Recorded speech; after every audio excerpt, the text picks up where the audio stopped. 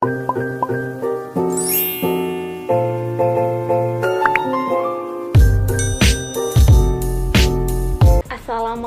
warahmatullahi wabarakatuh. Halo semuanya, kami dari kelompok 1 akan menjelaskan terkait permasalahan pencemaran udara di Jakarta untuk memenuhi tugas dari mata kuliah ekonomi lingkungan.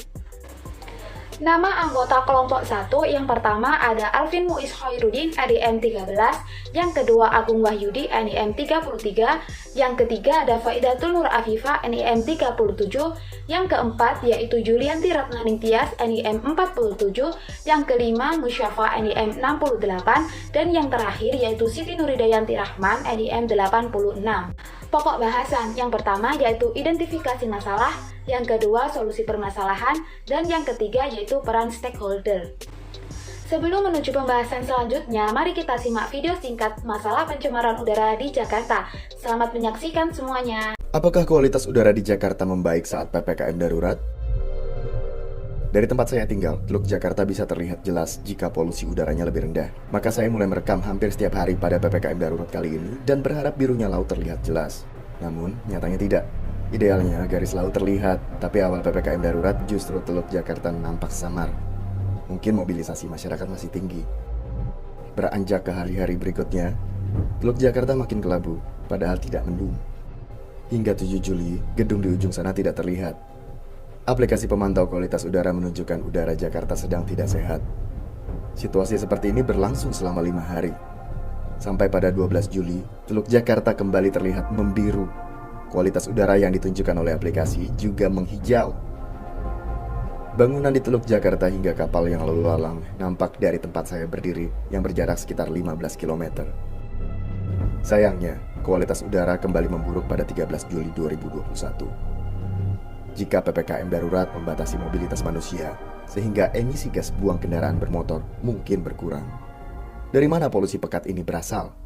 Itu terjawab dari organisasi penelitian independen Center for Research on Energy and Clean Air, CREA, tentang pencemaran lintas batas dari Provinsi Banten dan Jawa Barat yang merupakan kontributor utama pencemaran udara di kota Jakarta. Faktor meteorologi seperti lintasan angin mempengaruhi penyebaran pencemar. Pada bulan-bulan kering, Mei hingga Oktober, ketika tingkat pencemaran keseluruhan di kota ini paling tinggi, sumber-sumber dari pembangkit listrik tenaga uap berbahan bakar batu bara dan pabrik industri di sebelah timur Jakarta, dari Bekasi, Karawang, Purwakarta hingga Bandung, berdampak lebih besar pada kualitas udara. Terdapat 136 fasilitas industri terdaftar termasuk pembangkit listrik yang bergerak di sektor-sektor dengan emisi tinggi di Jakarta dan berada dalam radius 100 km dari batas administratif Jakarta. 16 berlokasi di DKI Jakarta, 62 di Jawa Barat, 56 di Banten. Kondisi seperti ini berlangsung sebelum pandemi. Maka, mulai dari ibu rumah tangga hingga pengacara pro bono melayangkan gugatan atas polusi udara Jakarta pada 4 Juli 2019 kepada Presiden, Gubernur DKI Jakarta, Gubernur Banten, Gubernur Jawa Barat, Menteri Dalam Negeri, Menteri Kesehatan, dan Menteri Kehutanan dan Lingkungan Hidup. Oke, di sini Yuli akan menjelaskan atau mengidentifikasi masalah yang terdapat atau dipaparkan dalam video yang telah kita saksikan bersama tadi. Yang pertama adalah tingginya mobilitas yang menggunakan kendaraan pribadi sehingga banyak polusi gas beracun berupa karbon monoksida yang dihasilkan. Yang kedua, adanya penggunaan listrik yang cukup besar. Yang ketiga, kurangnya wilayah hijau untuk menetralisir efek buruk dari polusi udara yang terjadi. Poin keempat, adanya penggunaan bahan kimia berlebih dalam aktivitas harian, khususnya pada pabrik. Dan masalah terakhir atau masalah kelima adalah minimnya kesadaran pemerintah untuk membuat kebijakan mengenai standar lingkungan yang bersih secara lebih ketat dan efisien. Solusi yang dapat diterapkan untuk mengurangi adanya polusi udara yang pertama, yaitu menggunakan transportasi umum dan mengurangi mobilitas. Salah satu sumber utama dari adanya polusi udara yaitu adalah adanya gas pembuangan dari kendaraan bermotor seperti mobil, motor, bus, dan juga truk. Oleh karena itu, untuk mengurangi adanya polusi udara dapat dilakukan dengan cara dari diri sendiri, yaitu lebih menggunakan transportasi umum dibandingkan transportasi pribadi. Yang kedua, yaitu pemanfaatan tanaman Sansevieria sebagai tanaman yang memiliki manfaat untuk dapat menyerap gas beracun. Kemudian solusi yang ketiga yaitu menghemat penggunaan listrik.